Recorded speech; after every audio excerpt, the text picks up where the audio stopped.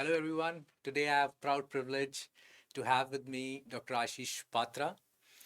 He's from Orenburg State Medical University, Russia, and he has cleared his FMG exam in first attempt in December 2021 with 186 marks. Ashish, from the entire Miss family, huge thank congratulations. You sir. कैसा लग रहा है? Sir बहुत proud feel हो रहा है और अच्छा भी लग रहा है सर। Okay, सर खासकर जब पास होने के बाद पेरेंट्स जिस हिसाब से आपको मतलब उनके आंखों में वो जो प्राउडनेस होता है आपके लिए, वो काफ़ी अच्छा था सर। बहुत definitely, definitely. बहुत प्राउड फील कर रहा था सर उस मोमेंट पे। Definitely. Making the parents proud, I mean, it's something which we really want, yes sir. है ना? अच्छा, ये बताओ कैसी रही आपकी जर्नी विद अस? कब आपने ज्वाइन किया? ऑरेनबर्ग में कैसा था? और कब से इस एग्ज़ाम के लिए प्रिपरेशन स्टार्ट की थी? How was all that? Sir Orenburg में इट वाज लाइक यूनिवर्सिटी वहाँ पे काफ़ी मतलब लाइट थी, कुछ कुछ सब्जेक्ट्स के लिए हार्ड हार्ड थे सर। तो it was like a up and down flow sir, ऐसा था, थोड़ा अच्छा थोड़ा बुरा ऐसा फेस भी था। काफ़ी सीनियर्स ने जो पास आउट हुए थे सर, इनफैक्ट मिस्ट में मतलब बहुत जन पास आउट हुए थे, तो उन्होंने मुझे ये सजेस्ट किया था कि मिस्ट ले लो एफएमजी के लिए, बेटर मतलब वन ऑफ द बेस्ट ऐसा है। तो सर पहले से ही ऐसा था, मतलब सोच के रखा था कि मिस्ट ही ज्वाइन करूँगा। ओके, फिर मैंने सर जुलाई 15 को ज्वाइन किया था मिस्ट। ओके, जुलाई 15, जुलाई 15 2021. 2021 से। और पहले ही क्लास विनीत सर के लगे थे। ओके, तो सर ने तो बहुत मोटिवेट कर दिया उसी टाइम पे, तभी एक दिमाग में सर एक फिट कर लिया था कि नहीं, कुछ भी हो जाए, भले कुछ भी, दिन रात एक करना पड़े, खून पसीना, ये एग्ज़ाम क्लियर करना ही है, लाइक इन दिसंबर 2021। और सर बोलते ही थे कि 2022 में I want to see all you in the hospital with that white apron. Sir वो दिमाग में फिट हो गया था कि नहीं, करना ही है। बस उसी फ्लो में करते रहे सर, और जैसे सारे फैकल्टीज बोलते थे कि नहीं ये करो वो करो, तो उस हिसाब से मेन ये है सर कि लाइक जो आप पढ़ रहे हो उस दिन उसी टाइम पे जाके रिवाइज कर लो। और ट्यूसडेज को जो टेस्ट होते थे बहुत फ़ायदेमंद होते थे, रिवीजन हो जाता था एक बार, वन टाइम रिवीजन, तो बहुत फ़ायदेमंद था सर वो, मीन्स फॉर फर्दर प्रिपरेशंस। और मोटिवेशन भी होता था उस टाइम पे कि नहीं, एग्जाम्स में अच्छा स्कोर हो रहा है, टेस्ट में अच्छे आ रहे हैं, तो like somewhere you are in the track कि नहीं हो रहा है, अच्छे से हो जाएगा। तो कहीं कहीं लगता भी था सर कि नहीं, हो ही जाएगा अभी तो।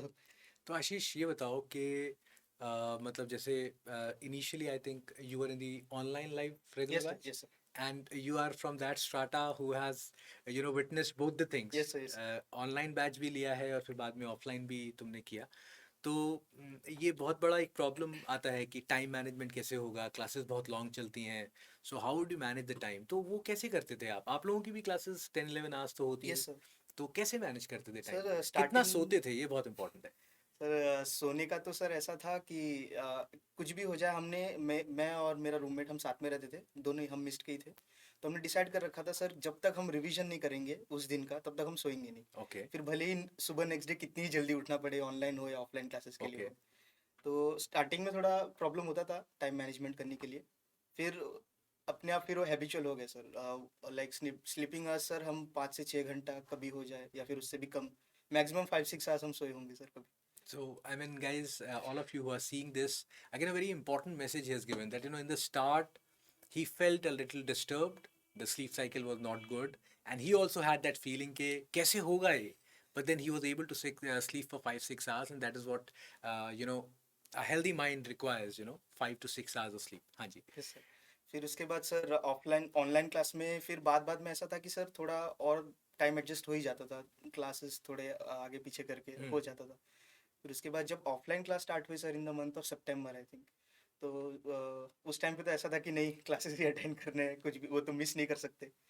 तो तब एक अलग फेस चलता था सर, थोड़ा 1-2 दिन टाइम भी लगा ऑनलाइन से ऑफलाइन ऑफलाइन शिफ्ट होने शिफ्ट में, होने yes, में। definitely. तो थोड़ा टाइम एडजस्टमेंट भी तो लग गया सर उसमें, लेकिन बाद में वो ज़्यादा बेटर लगने लगा। Okay, okay. तो चलता गया सर ओके, वही। और ये जो weekly test, I know you have given every test, yes तो उसका क्या एक्सपीरियंस था? और तुम्हारी पूरी जर्नी में जो तुमने 6 महीने तक प्रिपरेशन करी उसमें, what was your feeling when you were giving the first weekly test? How important you think it was, and how you eventually, जब आप लास्ट टेस्ट दे रहे थे हमारा, तब आपको लगा? सर, इवेंचुअली जब फर्स्ट टेस्ट हम मतलब दे रहे थे, जब मैं दे रहा था, तो हम्म. मुझे ऐसा था कि मुझे बहुत डर लग रहा था सर एक्चुअली, कि पता नहीं कैसे स्कोर आएंगे, सॉल्व कर पाऊंगा कि भी नहीं कर पाऊंगा, कैसे क्वेश्चंस आएंगे, ऐसे बहुत ख्याल थे। तो जब जैसे ही मैंने टेस्ट स्टार्ट किया और फर्स्ट क्वेश्चन आया, तो बोला नहीं ये तो आता है, तो ऐसे कर करके फर्स्ट टेस्ट हो गया। फिर ऐसे हर एक वीकली टेस्ट हम देते थे सर, तो और थोड़ा मतलब ऐसा मोटिवेशन होता था, ये सब्जेक्ट हो रहा है, ये सब्जेक्ट हो रहा है, तो अच्छा लगता था सर तो कि क्या नहीं। वो टेस्ट आपको वीक में अच्छे से पढ़ने के लिए मोटिवेट कर पाते थे कि यस यार सर। मेरे को ट्यूसडे को टेस्ट देना यस सर।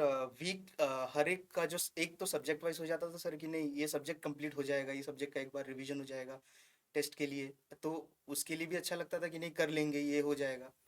फिर उसके बाद एग्ज़ाम्स के लेवल के लिए भी हम प्रिपरेशन करते थे कि एग्ज़ाम्स में भी ऐसे क्वेश्चंस आएंगे, तो हम इसको सॉल्व करने का अगर बीच में कहीं स्टक भी हो जाते थे सर, तो हम सोचते थे कि नहीं एग्ज़ाम में अगर ऐसे स्टक हो गए तो हम क्या सोचेंगे, उस टाइम पे हमारा अप्रोच कैसा होगा। तो मैं यही सोच के चलता था कि सर अगर ऐसे क्वेश्चंस एग्ज़ाम में आएंगे तो हमारा अप्रोच कैसा होना चाहिए, वैसे ही मैं वीकली टेस्ट देता था सर उस ओके हिसाब से। So you very determined when you were giving the weekly test yes sir. और एक चीज़ और पूछूंगा आशीष के मतलब जो आपका जैसे आपने बताया कि for the initial 3.5 months when the classes were going on you were very determined and you know committed to do all the classes and give all the tests but कई बार ना हमको वो जो लास्ट का 1 डेढ़ महीना होता है यस एग्जाम से पहले उस टाइम पे आपने क्या स्ट्रैटेजी आपकी थी क्या किया आपने उस 1 डेढ़ महीने में how you know you were able to revise things up और वो मॉक टेस्ट वगैरह जब आपने दिए तो उस टाइम पे यू नो कैसी फीलिंग आई थी और how was your exam day sir exams के 1.5 मंथ्स पहले ही सब्जेक्ट वाइज टेस्ट स्टार्ट हो गए थे सर। तो मैंने ऐसे सोच रखा था कि जो सब्जेक्ट वाइज टेस्ट है पहले उसके लिए तो प्रिपरेशंस करूँगा ही, और दिन में अगर थोड़े बहुत अगर टाइम मिल जाए तो अदर सब्जेक्ट जो हो चुके हैं गो वो भी रिवाइज रिवीजन कर लूँगा। बिल्कुल और जो सब सर ऐसे ही सब्जेक्ट वाइज टेस्ट में भी फिर उस पे भी कॉन्फिडेंस आता गया कि नहीं ये सब्जेक्ट आता है। कुछ सब्जेक्ट्स ऐसे थे सर जो स्ट्रॉन्ग थे, कुछ सब्जेक्ट थोड़े वीक थे, तो उस पे ज़्यादा फिर फोकस फोकस है करता था। फिर सर मॉक टेस्ट जब आया तो मॉक टेस्ट तो वही एग्ज़ाम वाला फीलिंग पूरा दे देता है कि नहीं 300 क्वेश्चंस है, इसको सॉल्व करना है। तब एक डर भी था सर कि पता नहीं ये कैसे होगा, क्योंकि उसके पहले तो सब्जेक्ट वाइज और ऐसे देते थे, लेकिन इसमें क्या होता था कि पूरे सारे सब्जेक्ट्स एक साथ आ जाएंगे, बिल्कुल बिल्कुल तो वो एक डर भी था फर्स्ट मॉक टेस्ट के टाइम पे। तो फक्त वो भी अच्छे से हो गया। फिर उसके बाद सेकंड के टाइम पे थोड़ा डर कम हो गया, और एग्जाम्स के टाइम पे तो इवेंचुअली एकदम ही कूल था, मतलब कि नहीं कर आपको लूंगा। पता था कि 300 क्वेश्चन सारे सब्जेक्ट्स के एक साथ यस आएंगे सर। तो भी मैं हैंडल कर पाऊंगा यस सर, मतलब ओके कुछ आएंगे जो नहीं आते हैं, कुछ आएंगे नहीं ये तो आता ही है, और कुछ में थोड़ा दिमाग लगा के हो ही जाएगा, ऐसा ओके बस। आप अपने जूनियर्स को क्या एडवाइस देना चाहेंगे और क्या एक ऐसी चीज़ आपको मिस ज्वाइन करने के बाद इस 6 महीने की जर्नी में लगी कि यार ये चीज़ जो है ना यहाँ पे अलग थी सर जूनियर्स को तो यही एडवाइस, सबसे पहले तो ये एडवाइस करूंगा कि सर मिस जॉइन करें। और थैंक यू उसके बाद सर मैं ये बोलूँगा कि जिस लेवल का टीचिंग है और वो जो मोटिवेशंस है ना सर, क्योंकि मैंने बहुत मेरे फ्रेंड्स को देखे जो मोटिवेट नहीं रह पाते और वो बीच में गिव अप कर देते हैं। लेकिन मिस्ट में ना सर ऐसा होता है कि from the start till the end, in fact on the exam day sir, वो जो मोटिवेशन का लेवल है ना वो मतलब हर टाइम पे वो ऐसा बढ़ता रहता है। कभी भी ऐसा नहीं लगता नहीं ये फ्लैट आ गया या पीक हो गया। तो मतलब मोटिवेशन, टीचिंग, हर एक चीज़ सर, इट मतलब no words. I can understand from your eyes and from your smile. I mean, he has always been a very good student with us, and whatever he has achieved, you people can also do it. The only thing which I could understand from his story, the thing which he had in himself from day one was commitment, and he really wanted to do this.